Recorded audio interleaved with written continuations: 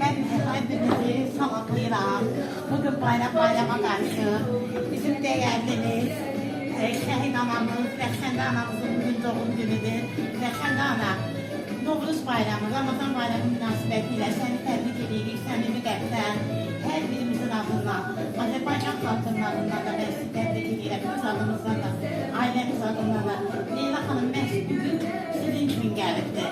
Təbrik edirəm sizi, bizlər şəxsiz. Buyurun Leyla xanım.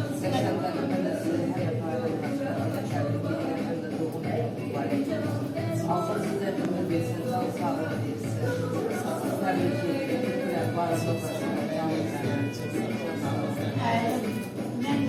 bilirsiniz ki büyük bir ailemiz var, bu yolu ailemiz. Buradan ailemizi təbrik edirəm. Bayramınız mübarək olsun əzizlərim. Ramazan gəlib, xoş gəlib. Xoşluqla da bugün Ramazanın sonunu bilib yola salırıq. Bahar gəlir ölkəmizə, yurdumuza.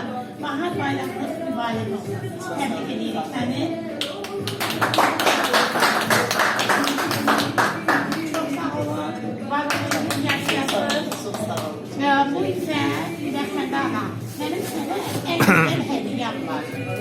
Bilirəm, evde olur, ev yoktur. Benim size en güzel hediyem var bugünleri. Sizin qəhrəman olduğunuz, Ceyhun'un adından ben size sonsuz təbriklərimi gətirmişəm. Ünalım Ceyhun'un adından. Ve bugün bu jurnalımızın ben sizin şərəfinizə sizi bırakılış eləmişik.